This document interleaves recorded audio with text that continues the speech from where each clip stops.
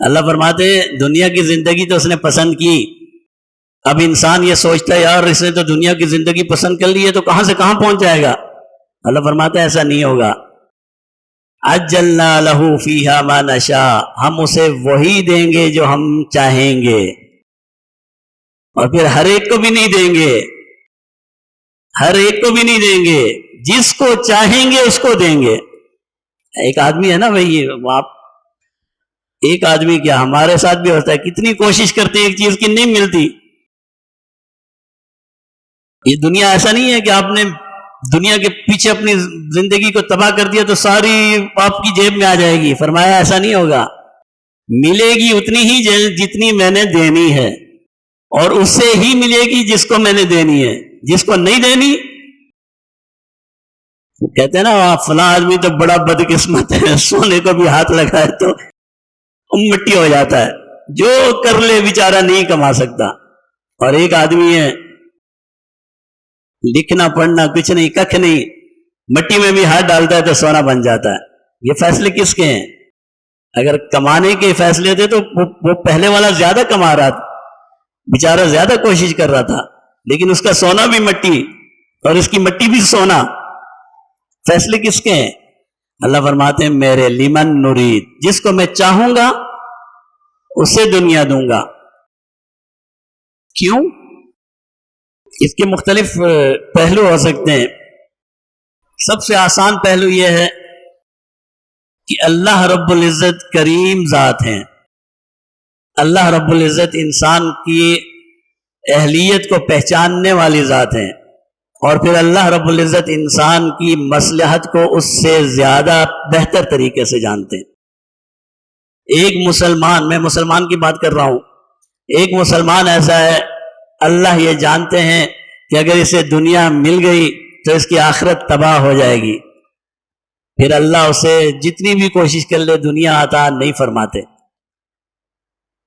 یہ تو فائدہ ہے، اس کا نقصان ہے۔ جیسے ایک بچہ ہے چھوٹا سا، آگ کے قریب جاتا ہے ماں پیچھے کر دیتی ہے، آگ کے قریب جاتا ہے ماں پیچھے کر دیتی ہے، آگ کے قریب جاتا ہے انگارے سے کھیلنا چاہتا ہے اور ماں لگاتی ہے دو، نہیں مانتا تو آخر میں روتا ہے، چلاتا ہے۔ دیکھنے والا یہ نہیں کہتا کتنی ظالم ماں ہے، کوئی کہتا ہے؟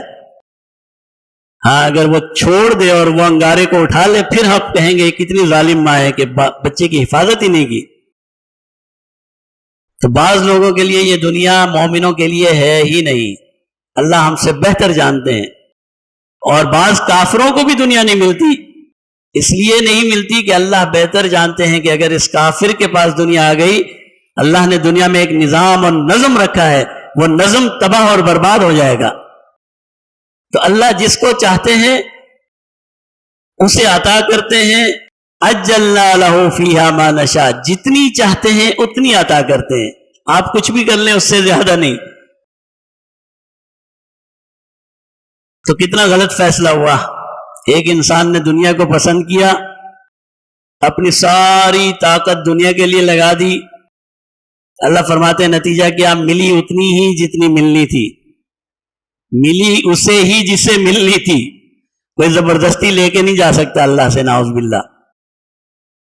اسے ہی ملی جس کو ملنی تھی، اتنی ہی ملی جتنی ملنی تھی، لیکن نتیجہ کیا نکلا؟ آخرت سے بالکل فارغ۔ عجلنا لہ فیہا ما نشاء لمن نرید ثم جعلنا لہ جہنم، جب آخرت میں پہنچا اللہ فرماتے ہیں ہم نے فیصلہ کیا بھئی اس کے لیے جہنم ہے، اب اس کا ٹھکانہ جہنم ہے۔ کافر کے لیے تو دائمی جہنم ہے، نعوذ باللہ، وہ تو ہمیشہ اسی میں رہے گا۔ اور اگر وہ مومن ہے اور دنیا کے لیے اس نے اپنے ایمان کو خطرے میں ڈال دیا لیکن ایمان محفوظ رہا، اس لیے کہتے ہیں کہ ایمان کی حفاظت کی ہمیشہ فکر کرنی چاہیے، دعائیں کرنی چاہیے کہ اللہ ہمارے ایمان کی حفاظت فرما۔